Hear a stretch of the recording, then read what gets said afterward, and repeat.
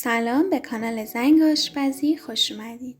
بریم با هم طرز تهیه یک کوکو اسفناج خوشمزه و خوش عطر و بو رو ببینیم.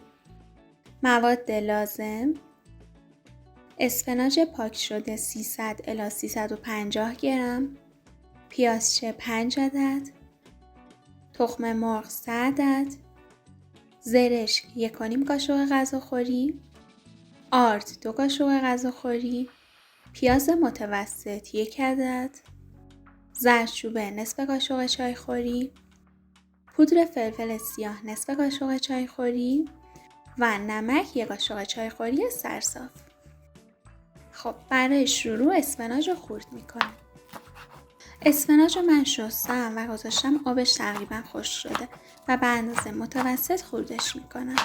نیازی هم نیست که ریز خوردش کنید، در همین حد مناسبه.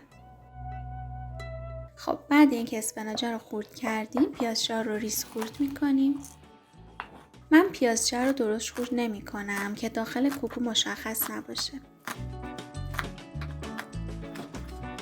خب اینم از پیازچه. حالا پیاز و نگینی خوردش می کنم.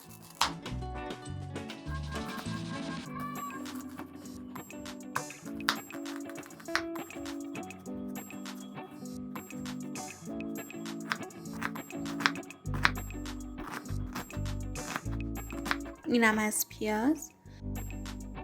حالا داخل مایتابه 2 قاشق غذاخوری روغن میریزم و اجازه میدم روغن داغ شه.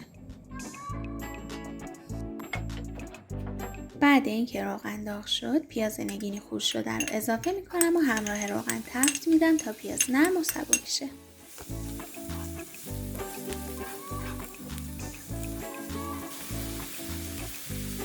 خب پیازو تفت دادم و الان دیگه داره کم کم رنگش تغییر میکنه. دیگه بیشتر از این تفت نمیدم و پیازچه خورد شده رو اضافه میکنم و هم میزنم.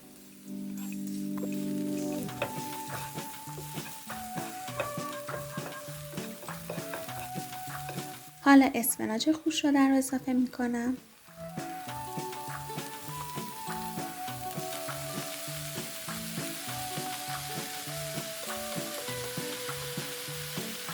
اسفناج رو با پیاز و پیازچه مخلوط میکنم و اجازه میدم آب اضافی اسفناج کشیده شه. و زیاد هی هم نمیذارم که آب بندازه. فقط هر از گاهی زیر و روش میکنم. توی این مرحله از شعله کم استفاده نکنین چون باعث میشه اسفناج بیشتر آب بندازن. خب الان آب اسفناج کشیده شده، دیگه نمیذارم بیشتر از این رو حرارت بمونه چون نمیخوام اسفناج سرخ شه. فقط میخواستم آبش کشیده شه تا کوکو حالت خمیری نداشته باشه. حالا میذارمش کنار تا کاملا سرد شه. بعد اینکه موادم کاملا سرد شده میریزمشون داخل یک کاسه. آرد رو اضافه میکنم.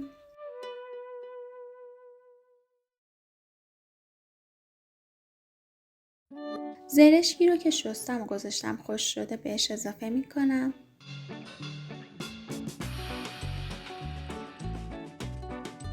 حالا داخل یک کاسه دیگه 3 تا تخم مرغ رو میشکنم.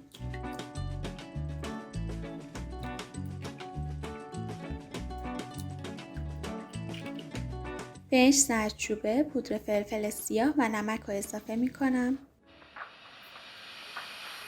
و فقط یه مقدار با چنگال میزنم تا یه دست شه و از حالت لختگی در بیاد.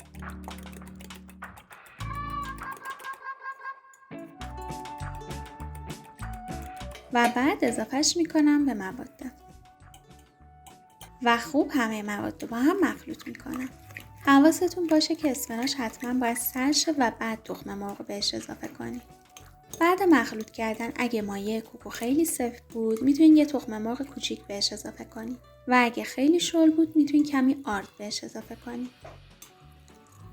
خب من مواد رو با هم مخلوط کردم و مایه کوکو الان آماده است.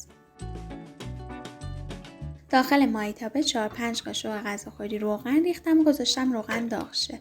و بعد اینکه روغن داغ شد مایه کوکو رو داخل مایتابه میریزم و سریع داخل مایتابه یه دست پهنش میکنم.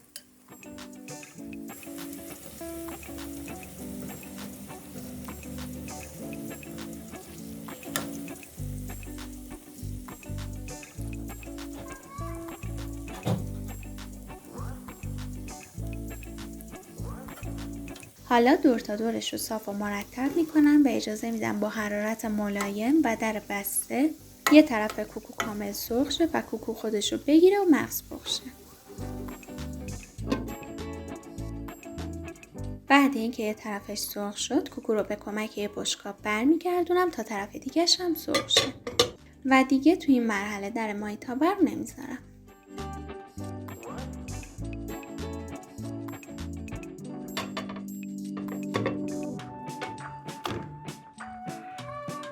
این کوکو خیلی خوشبو و خوش‌طعم و خوش رنگه.